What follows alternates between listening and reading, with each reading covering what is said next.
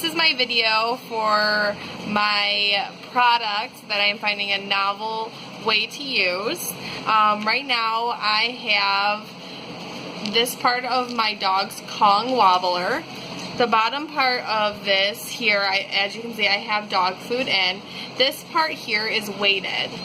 And this here is the top part of the Kong Wobbler. So that screws on, top screws onto that. And this is supposed to stimulate the dog's mind while they're eating. This is Obi, and this is Obi's Kong Wobbler filled with food.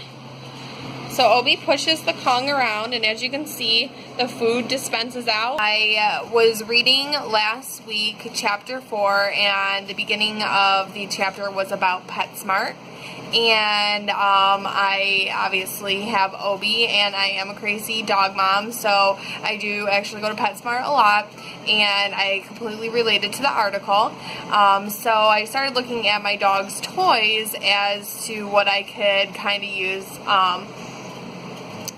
differently. So I thought about, since the article was talking about all different types of animals and pets like fish, I was thinking that the Kong Wobbler would actually be a great decorative house for fish inside their fish bowl.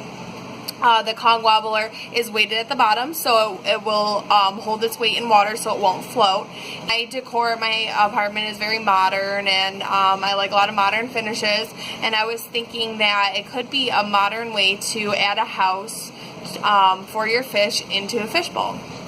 So what I have here is a fishbowl in which I put our Kong into. Now I did buy a smaller fishbowl, and we do have a small Kong because my dog's a smaller dog, but the Kong Wobblers come in different sizes, so you could go smaller or larger depending on the size of the fish or the tank. My next step is then to show you what this looks like. This is how I would have this displayed. It's a very modern display, very different. It has a red background. His color really pops. Check him out. Look how pretty he is. There's that. And he gets to swim around. So with betta fish, they don't need a lot of room, but obviously you'd have a bigger tank or aquarium if you had a larger fish or more space for a fish. So what I'm going to do, I'm just going to observe him for a little bit and see if he finds his new home.